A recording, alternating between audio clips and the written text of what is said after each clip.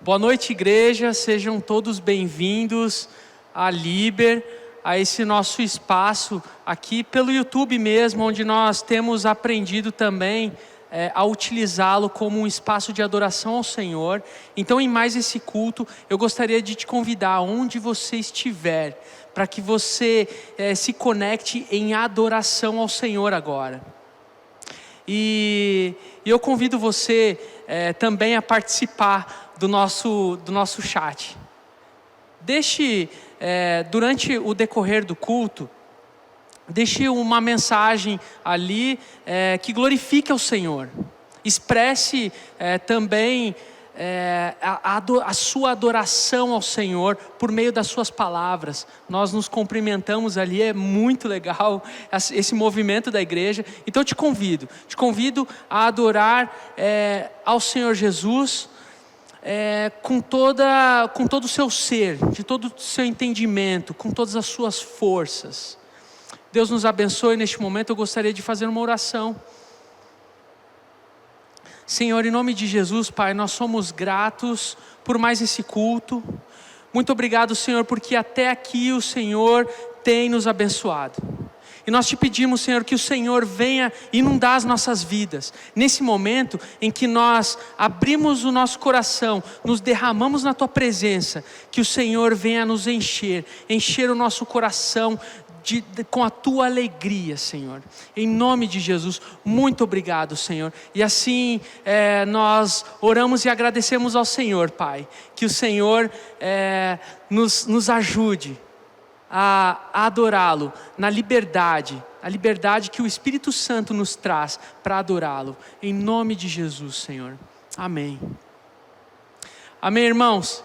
Então agora nós teremos esse momento de culto e muito especial com a participação dos adolescentes, tá bom? Então, fique à vontade, Deus abençoe, e agora é com o Diego e com a banda dos adolescentes. Boa noite, igreja. A gente vai começar agora o nosso culto da noite. E esse primeiro louvor que a gente vai cantar é uma música que fala sobre aclamar a Deus. E nós devemos aclamar Ele porque Ele é o nosso consolo, o nosso abrigo, a nossa força e o nosso refúgio. E por esse motivo nós devemos sempre adorar Ele.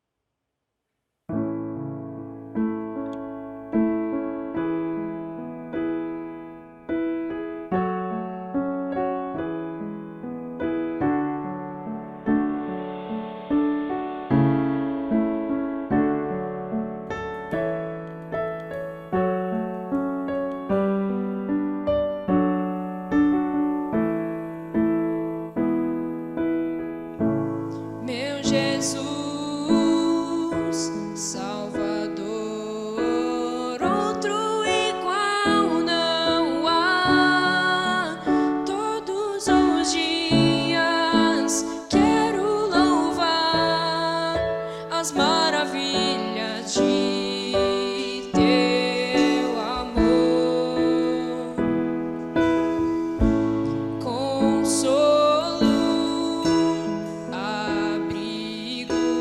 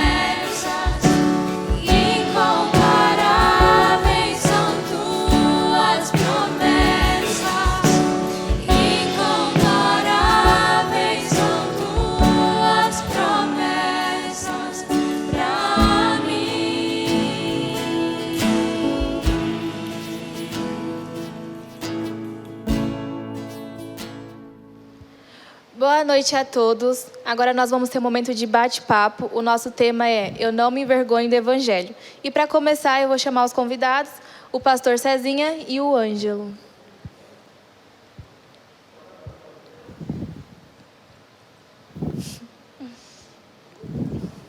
Tá. Boa noite, Bárbara. Boa noite. Tudo bem? Boa noite, Bárbara. Boa noite, gente. Então, Cezinha, já começa falando pra gente o que é esse Evangelho? Do que você não se envergonha? Não é? É porque o nosso tema é exatamente esse, né? A proposta é a gente falar de peito aberto que nós não nos envergonhamos do Evangelho. Mas a gente precisa ter uma noção, então, do que é o Evangelho, né? Essa é a verdade. E o Evangelho, assim, de uma maneira mais simples da gente dizer, é que o Evangelho, ele é Jesus Cristo. Pronto. Então, que nem se a gente pegasse o texto de Romanos 1:16. Deixa eu abrir aqui a Bíblia, até se você que está em casa quiser abrir a sua Bíblia no texto de Romanos 1, versículo 16.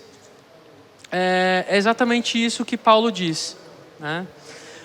Pois não me envergonho do Evangelho, porque é o poder de Deus para a salvação de todo aquele que crê, primeiro do judeu e também do grego, porque a justiça de Deus se revela no Evangelho. De fé em fé, como está escrito, o justo viverá pela fé.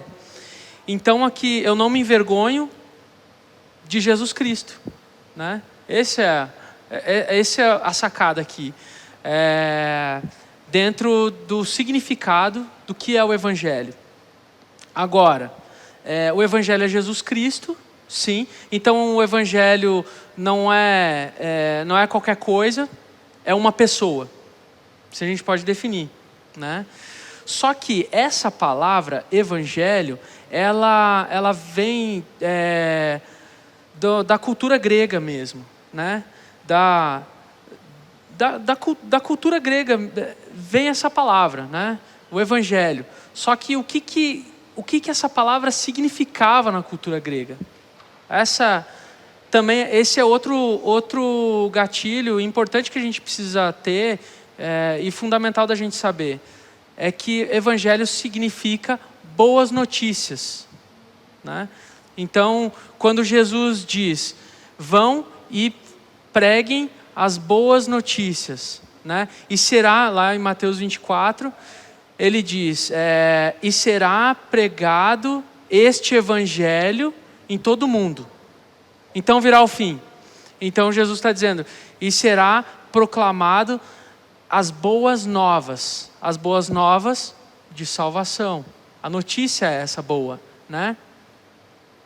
E aí dá para a gente pensar também no contexto que surgiu essa palavra. Porque essa palavra vem daquele momento, por exemplo, quando os romanos, o exército romano, conquistava alguma cidade, ganhava alguma batalha, eles chegavam anunciando a boa notícia que ganharam, que venceram, que o exército venceu. Então eles chegavam anunciando o Evangelho, né? E aí, só que Jesus mesmo se apropria dessa boa notícia boa que chegou agora, né? Da vitória também sobre o inimigo. E ele é essa notícia. E ele também noticia. Ele que começa a proclamar a notícia. Mas ele mesmo é a própria notícia, sabe? Então, mas a gente vê aqui Paulo também falando, né? Não me envergonho do Evangelho. O Evangelho, basicamente, dizendo, é Jesus Cristo. Amém. Então, agora que teve essa introdução, eu vou falar para o Ângelo ler umas perguntas que a gente fez no Instagram. Tivemos algumas perguntas, né? Como a Bárbara disse, foram feitas no Instagram. E a primeira que eu quero colocar aqui é: o que te faz não ter vergonha do Evangelho? O que nos faz não ter vergonha do Evangelho, né? Isso. Eu entendo muito que é a obra que Jesus fez, né? Porque pensa bem, quando a gente diz assim, eu não me envergonho do Evangelho, Jesus não se envergonhou de nós. Sim. Não foi? Ele passou aquela auto-humilhação e ele não se envergonhou de nós. Então, quando a gente pensa nessa frase mesmo, eu não me envergonho do Evangelho, o que poderia te fazer se envergonhar do Evangelho? Eu acredito que nada. Nada pode me fazer ter vergonha de Jesus. Agora, o que a gente pode trazer aqui, problematizar quantas situações acontecem no dia a dia em que, por você ser de Jesus, muitas vezes você fica numa situação constrangedora, daquelas piadinhas na escola, sabe, no dia a dia e tudo mais. Mas será que essas situações poderiam nos fazer ou trazer vergonha sobre Jesus Cristo, né? Sobre nós sermos cristãos? Vocês passam por isso todo momento na escola. Já passaram por alguma situação dessa? Eu já passei, eu já fui confrontada, né, porque falaram que Deus não existia. Aí eu me senti na obrigação de provar, né, a existência de Deus. Tipo, Deus existe sim, sabe? Jesus também existe, morreu na cruz por nós. Então eu poderia muito bem ficar quieta, né? Porque é muito mais confortável a gente ficar quieto do que a gente professar a nossa fé de verdade. Se levantar e falar assim, não, pera, opa, tem uma coisa errada aqui, entendeu? E foi isso que eu fiz, eu levantei, né? Falei, não posso ficar quieta, não podem falar que o meu Deus não existe. O meu Deus não está morto, sabe? Ele não está mais naquela cruz também, sabe? Jesus o viveu pra gente e Deus existe. Tipo, aí foi lá, eu fui, falei, debati, até conversei com o Cezinha, falei, Cezinha, estão me confrontando aqui e eu preciso da sua ajuda, né? Para provar que realmente Deus existe, que Jesus é fato. Então, e não foi a primeira vez, não vai ser a última também. Então, acho que a gente tem sempre que estar pronto para realmente se levantar e se posicionar e falar, Deus existe, Jesus é fato, Jesus veio, andou entre nós, sabe? Não ficar só ouvindo ou às vezes até rir junto, né? Mas a gente pode rir junto, tipo, sabe? Ser só um crente que só vai na igreja. Só na igreja no domingo e depois nos outros dias a gente se junta com o grupo que fala mal de Jesus, por exemplo. E nesse momento, então, se a gente se torna uma pessoa religiosa, né? Um cristão nominal só. Sim. Então, quando a gente precisar... quando nós estivermos numa situação em que as pessoas estejam falando mal do Evangelho ou cobrando de nós alguma coisa, uma resposta cristã, uma atitude cristã, e fazendo piada em cima disso, se a gente for só nominal, a gente não vai ter esse sentimento forte no nosso coração, né? Eu sou de Jesus. Ele é vivo. Ele me salvou. O Evangelho é minha garantia de vida, né? Então, por isso que eu não me envergonho, né? Porque ele me traz paz, porque ele me traz alegria, porque ele me traz certezas, né? Então, assim, o Evangelho, ele com certeza, ele é maravilhoso para nós, né? E não me envergonho do Evangelho, não. Eu acho que é aquilo que o pastor Fausto sempre fala e coloca aqui, né? Que temos que ser crentes 24 horas por dia. Verdade. Em tempo integral, né? Tempo integral. Muito bom. Temos que demonstrar Jesus para essas pessoas, falar do amor dele. Falar do Evangelho. Isso. Para que elas vejam, né, o que é a verdade. E deixar esse mundo de lado. Sim, bacana. Sim. Eu vou até fazer uma pergunta. Você faz a outra depois. Já que a gente está falando do Evangelho, né, do que ele causa, que a gente tem que pregar, quais são os efeitos do Evangelho? O que ele pode causar tanto na nossa vida como na vida de outras pessoas, quando a gente começar a pregar realmente? Porque o Evangelho também dá resultados. Boa. Então, quais são os efeitos dele? Boa pergunta. Boa pergunta, porque assim, a gente pensar que Evangelho é uma coisa e efeitos do Evangelho é outra coisa. Né? Porque tem muita gente que confunde isso. Por exemplo, a gente está acostumado, né? Podemos até falar isso tranquilamente, a gente está bem acostumado com a situação que a pandemia nos colocou a sociedade toda, pessoas passando por problemas financeiros. Então, o que nós temos feito? Como bons evangélicos, como bons cristãos, né? A gente tem feito arrecadação de cesta básica e distribuído cestas. Alguém vendo que nós estamos distribuindo cestas básicas vão olhar e vão falar o quê? Aquilo é o verdadeiro evangelho. Só que essa colocação ela está errada. Por mais que ela tenha uma boa intenção, ela está errada. Porque o evangelho é Jesus Cristo.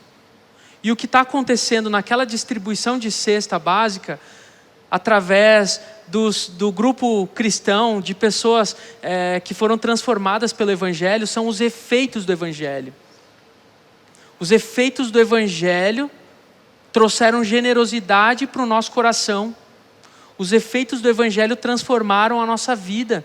E agora nós não somos mais pessoas que pensamos de uma maneira egoísta, egocêntrica, nosso próprio umbigo, né? Eu estou bem, estou aqui, tranquilamente, numa pandemia, não tá, e o mundo está caindo, as pessoas estão sofrendo, mas o que importa é que eu estou bem, estou me sentindo bem. Não é mais assim. O evangelho nos transformou e esse é um grande efeito do evangelho. O evangelho é capaz de nos transformar por completo em todas as áreas da nossa vida. Todas as áreas da nossa vida. Então, esses são os efeitos do evangelho, né? Isso é interessante a gente pensar. Tem mais alguma colocação, pergunta? Eu acho que a gente fez mais umas de Instagram que giram em torno disso, né? Sim, temos mais uma aqui do Ângelo. Instagram, que é: qual foi a maior transformação que o evangelho fez na sua vida? Essa aí, né? Vocês querem falar alguma coisa que o evangelho fez assim? Desses efeitos do evangelho que vocês sentem na vida de vocês? Olha, eu acho que, o que mudou mais mesmo, tanto o meu temperamento como minhas atitudes, porque não tem o que não mudou, né? Acho que é impossível a gente ser de Jesus e continuar o mesmo, ir para Jesus e continuar igual a gente estava antes. Então, acho que de modo geral tudo, mas principalmente minhas atitudes, realmente esse amor que você falou, né, que são as consequências, né, do evangelho. Então, a gente não fica mais pensando de um modo egoísta, mas agora eu sou uma pessoa que posso dizer que eu amo pessoas, sabe? Então, eu acho que isso é a maior transformação que o evangelho trouxe. Muito bom. Eu acho que o evangelho me trouxe uma questão mais de descanso, onde eu tenho onde descansar, mesmo tendo os meus problemas, muitos problemas, cada um de nós temos muitos problemas, e nele é onde eu posso descansar, onde eu posso confiar e saber que Deus tem um propósito para tudo e eu sei que Ele quer o nosso bem e por isso eu posso descansar nele. E isso o evangelho me traz. Uau, que sensacional! E é exatamente isso que Jesus propõe para nós, né? A minha paz eu dou a vocês. Então a paz e o descanso, o descanso. Imagina, você foi longe assim, sem se aprofundar muito nisso, mas você foi longe, que você falou de algo, você descansa, a sua alma encontra descanso no Evangelho, em Jesus Cristo. É muito interessante isso. Porque olha só, se a gente pensar bem na real, existencialmente, ainda mais diante de uma pandemia que a gente ainda está passando, muitas pessoas não têm onde descansar a sua alma. Porque tudo que o mundo está fazendo, a própria vida, é jogando ela para fora da existência. Para fora do mundo. O mundo jogando todas as pessoas para fora. Então ninguém tem descanso, ninguém tem um lugar. Quem que vai aceitar a alma? Quem que vai aceitar as pessoas depois da morte? Né? O que vem depois? Então quando você fala desse descanso seu, é do descanso, descansar que Ele está no controle de todas as coisas, né? E a sua alma mesmo encontra descanso, porque você sabe que para além disso, você também ressuscita com Cristo. Você está com Ele já, né? Eternamente, isso garantido. Porque Deus Ele já nos glorificou, né? Então, isso não aconteceu ainda de você estar num corpo glorificado, mas isso já foi selado na cruz, né? Então já te ressuscitou. Mas isso ainda vai chegar. Mas você tem essa garantia, né? Isso traz muita paz, isso traz descanso para a alma, traz descanso para a sua existência. Maravilhoso isso que você falou, Ângelo. Eu achei sensacional. Sensacional. Zerou tudo já. Zerou o game. Isso é louco. para minha vida também, sabe? Muita coisa. O Evangelho transformou meu caráter por completo. Eu posso experimentar isso. Muitas vezes, Bárbara e Ângelo, o meu próprio eu tenta de alguma forma dominar novamente, sabe? Ter domínio sobre a vida. Mas, quando a gente pensa que nós morremos para nós mesmos e renascemos para Cristo, e Cristo vive em nós, o Evangelho vive em nós, então todas essas minhas vontades, essa distorção do meu próprio eu, ele tenta vir, mas eu sei que eu preciso lutar contra isso, contra essas vontades da carne, né? Desse César carnal. E eu preciso me revestir do César espiritual, que está em Cristo, que está no Evangelho, né? Que é tudo novo no Evangelho. Então eu preciso estar sempre pensando nisso, sabe? Desde a conversão, preciso sempre trabalhar isso. Levar Jesus para todos os lugares da minha vida. Todos os momentos da minha vida, em todos os lugares que eu for. Jesus está comigo. Então eu tenho que saber disso, né? E aí, Jesus? Jesus aprova isso que eu pretendo fazer, né? Então eu vou me adequando ao estilo de vida de Jesus, né? Até mesmo que a gente encontra na Bíblia, né? E a gente pode fazer essa pergunta sobre diversas situações. No meu lugar, o que Jesus faria? Né? Ou no meu lugar, o que Jesus fez? Né? Então ele é o Evangelho. O Evangelho é quem? Uma pessoa, né? Uma pessoa. Pode fazer a última do Instagram. A última pergunta no Instagram na sua opinião, o que é o verdadeiro Evangelho? Bom, o verdadeiro Evangelho é Jesus, mas é interessante, né, Ângelo? A gente já falou bastante aí, até sobre... Eu quero achar aqui o texto de Gálatas. Texto de Gálatas 1, tá ali no versículo 8. Olha só, é muito interessante. A gente já leu, já resenhou um pouquinho sobre esse texto, né? Mas assim, o título, ou subtítulo aqui, desse texto aqui Não há outro evangelho. Gálatas 1, versículo 6 em diante. Olha só, Ângelo, se liga só, para responder essa pergunta do que é o verdadeiro evangelho, tá? Estou muito surpreso em ver que vocês estão passando tão depressa daquele que os chamou da graça de Cristo para outro evangelho. Então Paulo está dizendo que tem outro evangelho.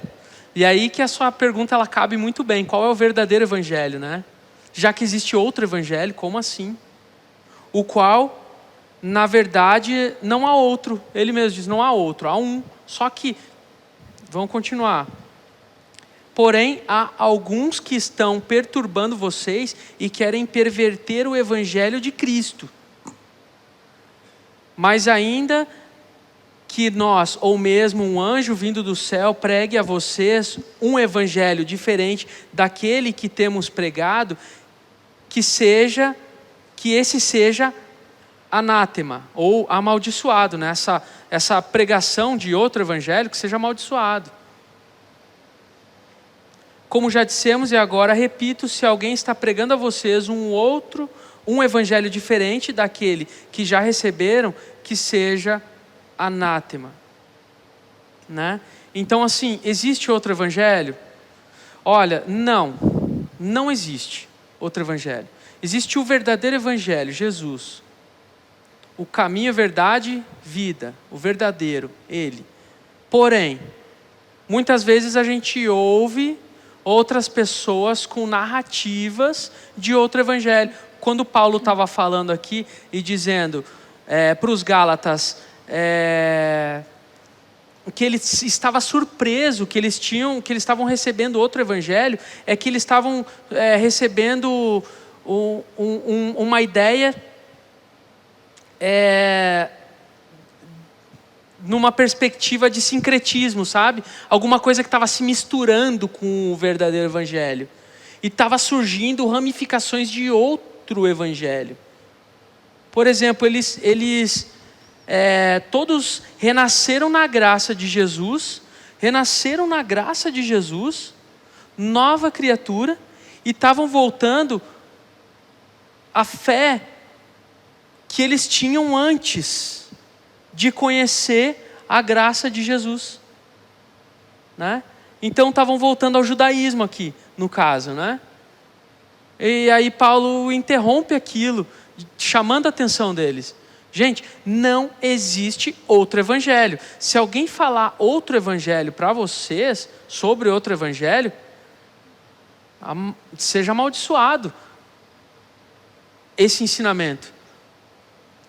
Jesus Cristo é o evangelho, esse que nós temos comunicado, né? Então o que é o verdadeiro evangelho? É Jesus. O que não é o evangelho? Todo o resto não é evangelho. O que é o evangelho é Jesus Cristo. E a única coisa que a gente vai dizer, porque se você colocar outra coisa, você até na pauta, né? Você até pode dizer, tentar colocar outra coisa, mas uma hora você pode até se deparar se envergonhando dessa outra pauta. Mas de Jesus, que é o verdadeiro evangelho, você nunca vai se envergonhar. E isso é uma convicção de fé muito forte, né? Não é? Falei bastante? Foi, né? Foi legal? Foi profundo e tal? Foi profundo. E eu acho que essa passagem é muito atual desse outro evangelho, porque isso tem sido pregado esses dias, sabe? Tipo, o mundo quer que a gente negue a nossa verdade. O mundo quer que a gente fale coisas, distorça a Bíblia para que o pecado deles, sabe, fiquem cobertos, para que fique mais confortável. Então, ultimamente, o que eu tenho visto é isso, esse falso evangelho, esse outro evangelho, porque foge totalmente de Jesus, foge totalmente da Bíblia, ficam só com o mesmo discurso, Deus é amor, sabe? Jesus ama a todos, mas eles não querem largar o pecado, porque a gente não pode ser de Jesus, né, e ir para Jesus e continuar o mesmo. E isso que, ultimamente, o mundo não tem entendido e que, sei lá, ficam, sabe, colocando a igreja numa pressão para a gente negar a nossa fé, sabe? É sensacional essa colocação, é muito importante, viu, Bárbara? Você está sendo usado pelo Espírito Santo aqui para trazer essa informação. Amém. Porque esse outro evangelho que você está falando aí parece um evangelho sentimentalista. Sim. Sabe? Que, como um Deus bom pode, sabe, não aceitar os outros do jeito que eles são. A gente tem que mudar, sabe?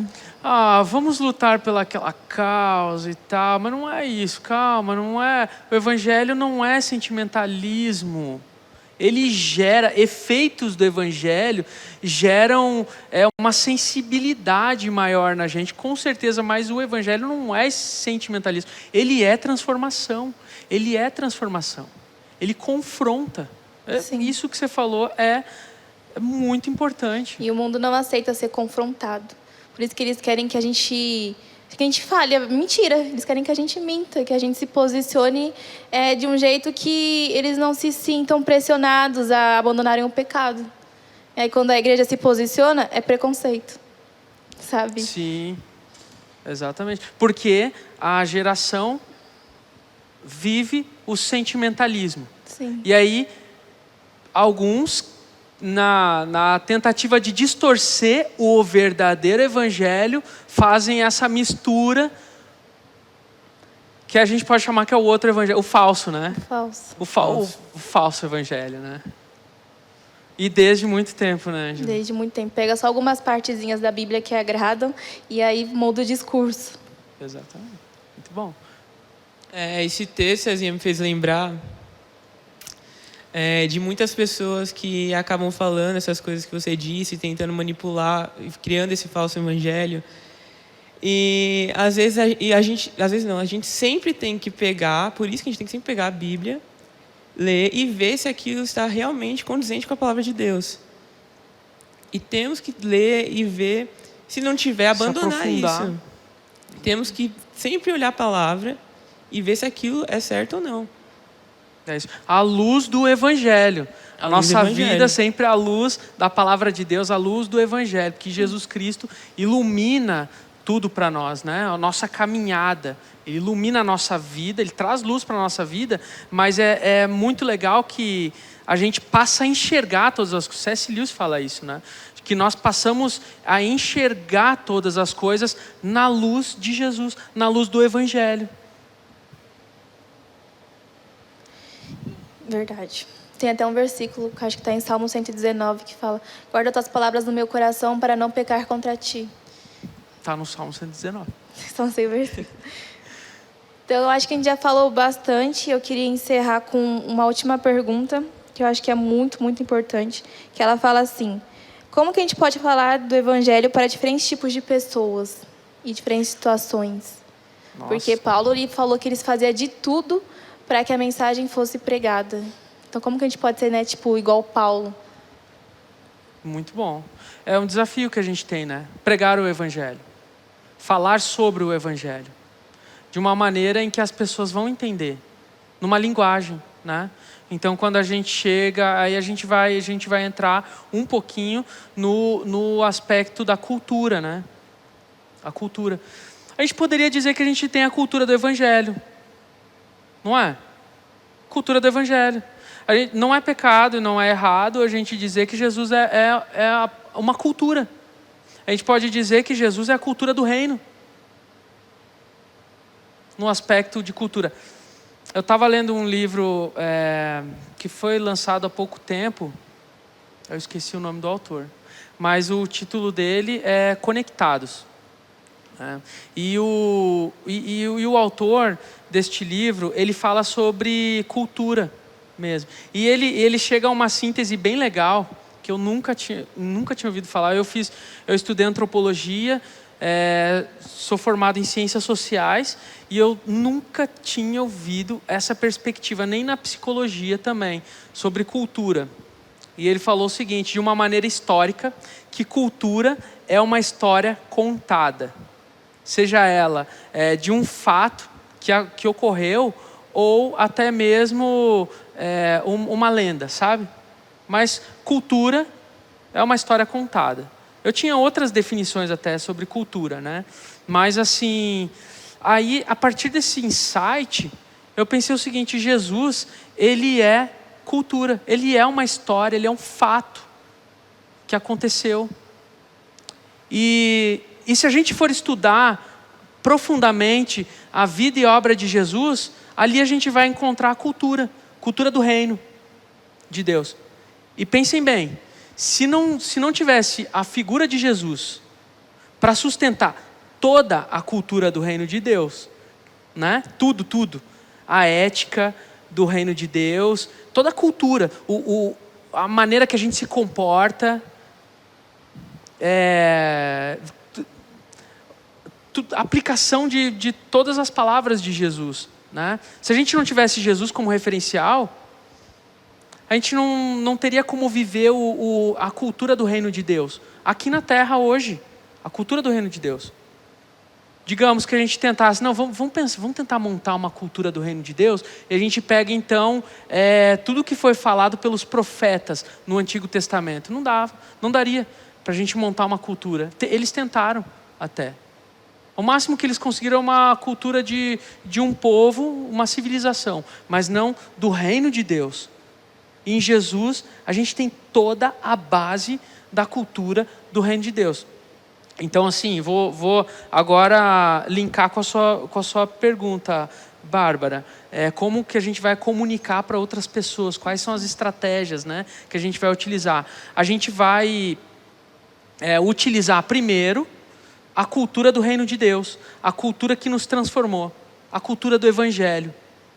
E a gente vai, então, fazer uma aproximação das outras pessoas que vivem uma cultura distorcida e vivem uma cultura, e vivem histórias. E a gente vai falar sobre o Evangelho, que é a cultura do reino de Deus, entendeu? A gente vai falar sobre o Evangelho. E aí, claro que quem vai fazer essa aplicação não somos nós. Nós não temos essa responsabilidade de converter pessoas. Nós temos a responsabilidade de proclamar o Evangelho, né? Então, quem vai convencer vai ser o Espírito Santo. Sim. Quais estratégias? A gente vai se aproximar de uma cultura. Por exemplo, só para deixar isso aí um pouquinho mais objetivo, por exemplo, quando eu estava na faculdade, no seminário de teologia, a minha dissertação foi sobre o evangelho e a cultura do skate. Né? Então eu fiz essa aproximação, o evangelho e a cultura do skate, do skateboard, dos skatistas, que a gente pega ali dentro da cultura do skate algumas palavras, alguns comportamentos, né? Algumas frases que eles vivem no seu estilo de vida. Então a gente pega essas frases, por exemplo, skate é arte, cair faz parte. Aí a gente pega a mensagem do evangelho e põe nessa frase, né? Cair faz parte, sim, mas caiu levanta. E levanta na força de Deus. Jesus tem poder para nos levantar. Né? De qualquer situação que a gente tiver, que a gente se encontrar abatido e tudo mais. Então a gente começa uma pregação em cima desses gatilhos culturais, sabe? E é assim que eu entendo que é assim que a gente evangeliza, né? A gente entra na realidade das pessoas, no dilema delas, que tem muitos. Então, o evangelho vem ser a cura, o remédio. E quando uma pessoa se converte, ela abandona toda aquela cultura. Sabe? Ou melhor, o evangelho tem o poder, porque Paulo diz, né? O evangelho é o poder de Deus para a salvação. Né? E ele utiliza até 2 elementos aqui, né? O judeu e o grego. E todas as pessoas, todas as culturas. O evangelho é o poder de Deus para a transformação. Porque quando uma pessoa ela é transformada, toda a cultura dela é transformada. Por uma cultura que é supracultural, está acima da cultura humana. Entendeu? Então o evangelho, sendo uma cultura, é a cultura que está acima de todas as culturas. E então ela transforma uma pessoa e toda a cultura daquela pessoa. Entendeu? Os hábitos dela. E é o que a gente falou dos efeitos do evangelho, né? De transformação. Então é maravilhoso. Isso é muito profundo, né, gente? Dá pra gente ir longe nessa resenha. E é exatamente isso, porque na verdade a gente vai ver que falar sobre Deus, sobre o evangelho, sobre Jesus é algo que não tem fim, é imensurável, né? É muito profundo, é muito extenso, mas a gente precisa caminhar viver todas essas dimensões, as dimensões do evangelho, as dimensões de Jesus Cristo.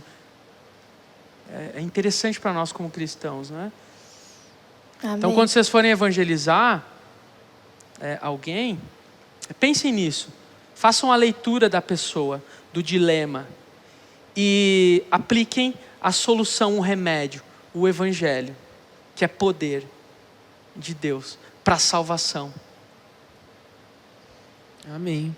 Amém. É todo um estudo, né, de campo, de estratégia, de como chegar. Paulo era assim. Paulo sempre fez isso. Ele foi um camarada muito estudioso mesmo das culturas, né? Onde ele chegava, ele dava uma observada. Quando ele chega em Atenas, né? Ele observa tudo que está acontecendo ali em Atenas, em Atos 17, e fala: eu observei que vocês... encontrei muitos altares aqui, e vários deuses e tal, e eu também observei que tem ali aquele monumento que não tem, que tem uma placa dizendo, uma inscrição dizendo ao Deus desconhecido. E é sobre esse que vocês não conhecem que eu quero falar. Entendeu? Ele pega o gatilho cultural mesmo. E ele é muito ouvido, muito ouvido. O pessoal, uau, vamos ouvir, né? Quem é esse Deus? Quem é esse Deus que a gente não Usou da conhece? estratégia, Mas a gente fez até um cantinho para ele aqui, né? A gente quer exaltar ele. Tá aqui, ó. Mas vamos. Eu quero conhecer agora. Agora estamos todos curiosos. O mundo precisa de Deus. E por isso que às vezes as pessoas, né, querem ouvir qual é o meu remédio, né, a solução que a gente tem que trazer com base no Evangelho. Aí as pessoas ficam interessadas. Eu acho que é isso que também é um efeito do Evangelho. Quando está muito precisando, a gente vai lá e fala, a gente traz, né, a solução que é Jesus. E aí a pessoa pode se converter, porque foi o que você disse, o Espírito Santo é quem convence. Então, quando a gente está com sede, é Ele que mata a nossa sede, Ele que sacia a nossa fome. E é isso que pode causar conversão em alguém. Tanto o avivamento individual como o avivamento coletivo, sabe? Isso, muito bom. Aí não vamos falar de avivamento hoje, Nossa, né? hoje não. Aí a vai gente demorar. fala de avivamento em outro momento. Tá bom, gente? É isso aí. Tem mais alguma coisa? Não, Não, foi Gente, por isso. A gente pode passar então para o momento de dízimos e ofertas? podemos É vergonhoso ofertar.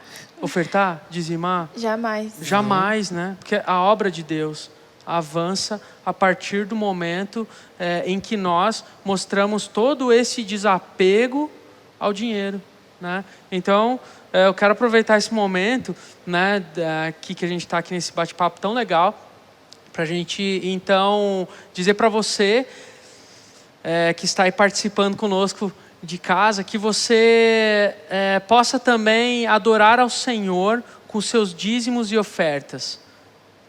E que você não tenha vergonha disso, que você não se envergonhe do Evangelho, dessa transformação que Jesus fez na sua vida.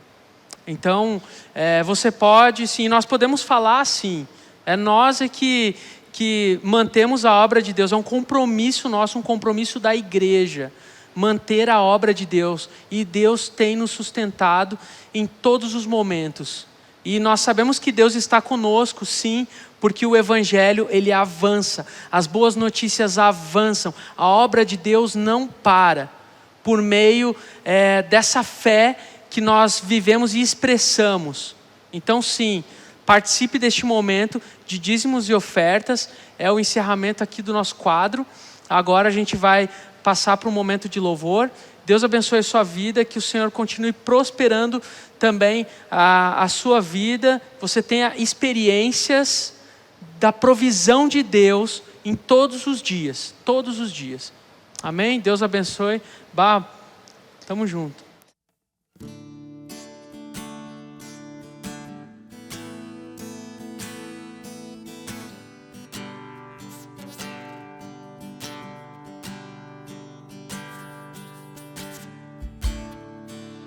A ti eu vou clamar, pois tudo vem de ti e tudo está em ti. Por ti vou caminhar, tu és a direção, o sol a me guiar. Tudo pode passar, teu amor jamais me deixarás. Sempre há de existir um novo amanhã preparado pra mim, preparado pra mim.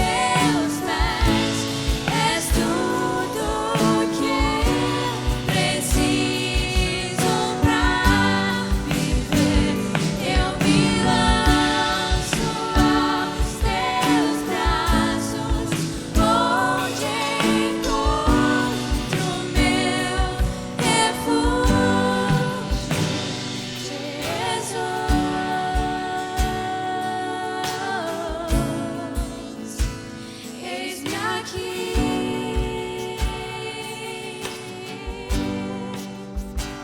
Jesus,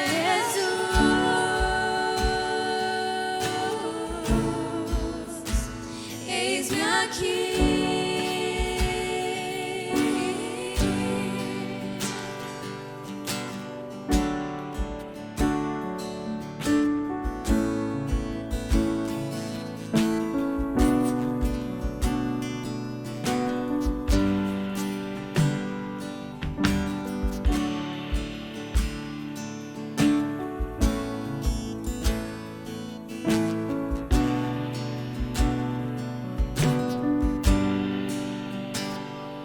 Me rendo aos teus pés, és tudo que eu preciso pra viver.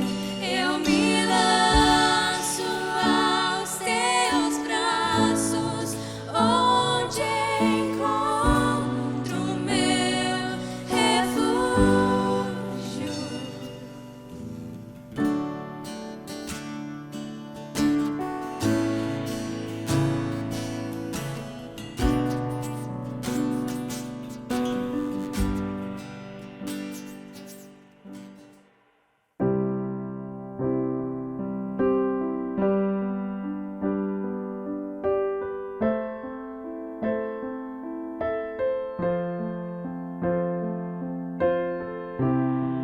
O universo chora, o sol se apagou. Ali estava morto o Salvador. Seu corpo lá na cruz, seu sangue derramou. Todo peso do pecado ele levou. Levou.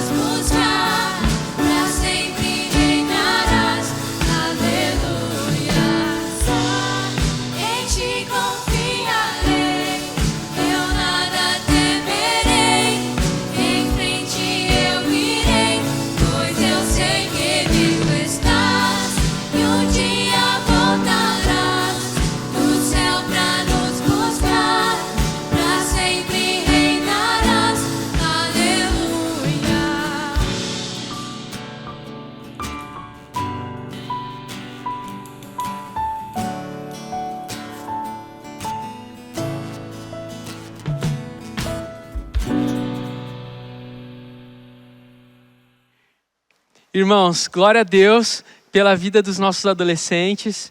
Aqui a gente pôde conversar um pouquinho nessa roda de conversas, nessa resenha breve sobre o Evangelho. E nós pensamos exatamente nisso, né? Que nós não nos envergonhamos do Evangelho, porque ele é o poder de Deus para a salvação de todo aquele que crê.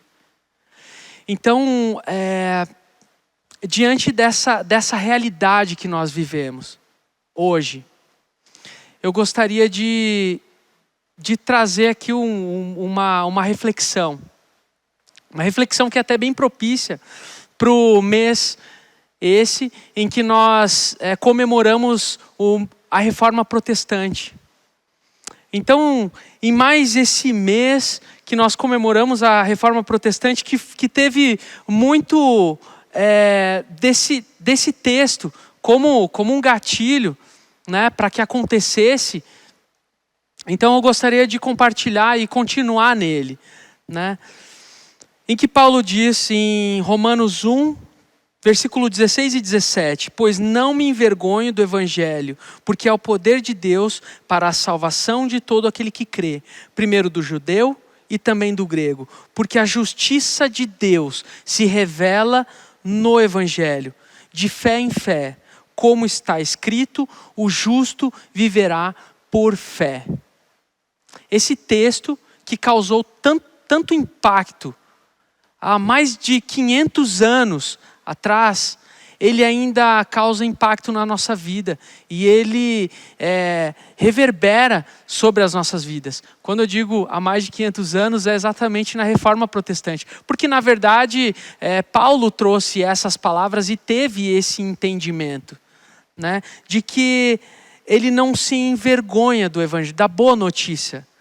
E se a gente pegar exatamente essa palavra, boa notícia, e colocar aqui, pois não me envergonho da boa notícia, porque é o poder de Deus, a boa notícia. Pense nisso. Nós temos vivido tempos de notícias falsas. E não só notícias falsas, notícias ruins também, muitas notícias ruins. E o Evangelho, ele é a boa notícia. A boa notícia e também a verdadeira notícia.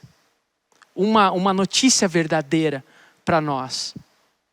Então, essa notícia é que nós precisamos nos apropriar dela. Essa notícia é que precisa motivar as nossas vidas todos os dias da nossa vida.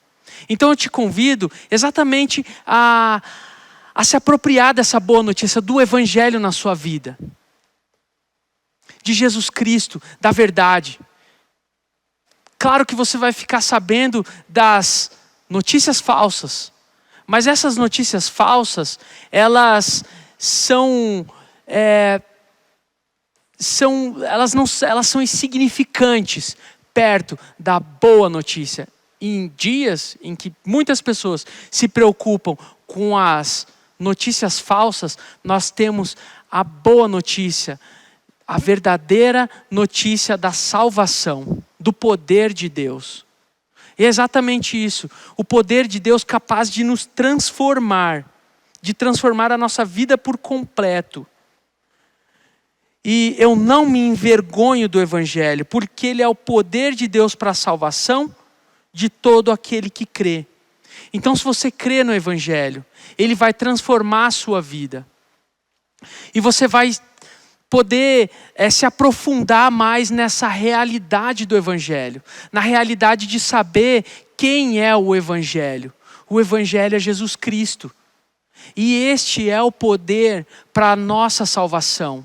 Para a nossa salvação e para a transformação de todo o nosso ser. Que você possa ter experiências na transformação, com a transformação do Evangelho. De uma vida transformada. Todos os dias. E você possa até se perguntar mesmo no dia a dia. Será que eu estou agradando a Jesus Cristo? Será que no meu lugar Jesus faria isso ou fez isso? É uma perguntinha bem simples, mas é uma pergunta que faz toda a diferença para nós. Até mesmo naqueles momentos difíceis, sabe? Em que nós estamos a ponto de envergonhar o Evangelho. E essa simples pergunta é uma chave para que você possa pensar antes de fazer qualquer coisa. Antes de tomar um caminho errado, você pensar, né? Será que Jesus apoia isso que eu estou fazendo ou que eu estou prestes a fazer? E essa pergunta é capaz de mudar todas as suas ações. Então eu te convido a refletir sobre o Evangelho dessa maneira, em que nós não nos envergonhamos do Evangelho e também buscamos uma vida de não envergonhar o Evangelho. Lembrando que o Evangelho é Jesus Cristo. E que essa ação transformada, ou essa ação transformadora, ela aconteça todos os dias da sua vida. Que você tenha experiências com o Evangelho todos os dias da sua vida. E que você possa dizer, eu não me envergonho do Evangelho em todas as situações. E que o Evangelho esteja com você. E que Jesus Cristo esteja com você todos os dias. E que essa boa notícia, ela alegre todos os seus dias. A notícia da salvação, da restauração em Jesus Cristo. Em nome de Jesus. E agora eu gostaria de orar então, e assim nós nos despedimos. Que a graça do nosso Senhor Jesus Cristo, o Evangelho que transforma a nossa vida, o amor de Deus Pai e as consolações do Espírito Santo estejam com todo o povo de Deus e toda a igreja de Jesus Cristo. Esteja com você no decorrer do hoje e para sempre. Amém. Deus te abençoe e tenha uma boa semana na presença do nosso Senhor Jesus Cristo. Amém.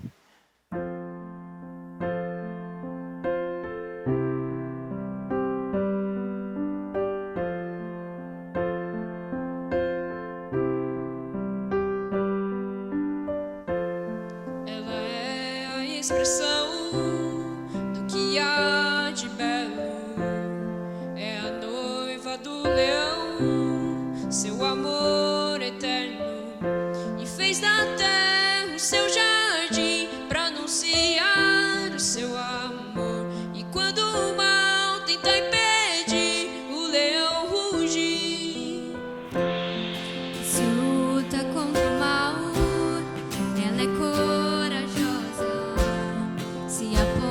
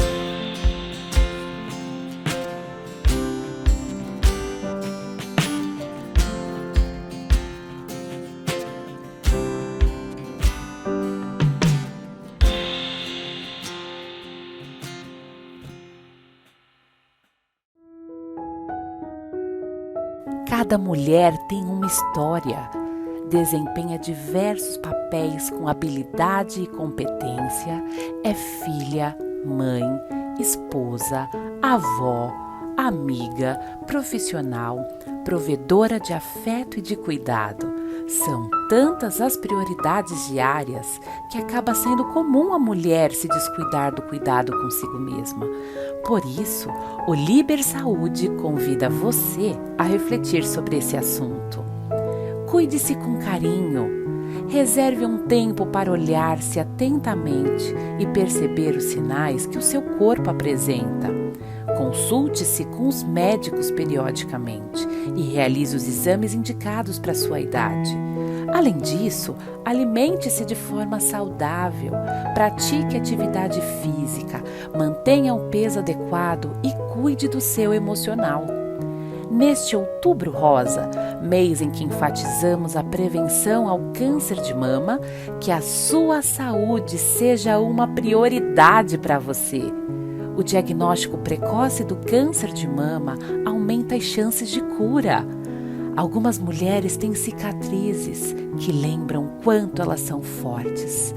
São marcas que transformam, inspiram e abençoam.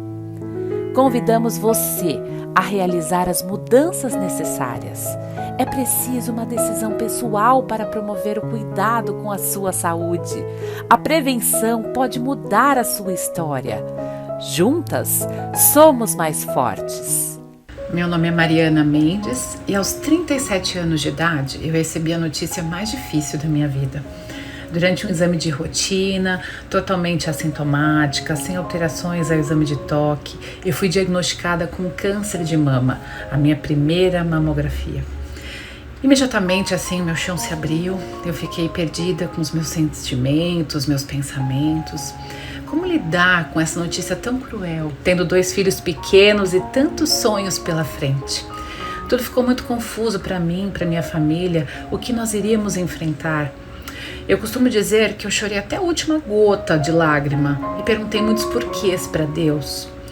Mas aos poucos eu pude experimentar a paz de Deus, aquela que excede todo o entendimento, e eu pude aprender a lição mais valiosa. Eu aprendi a descansar em Deus e a crer de que nada foge ao controle dele.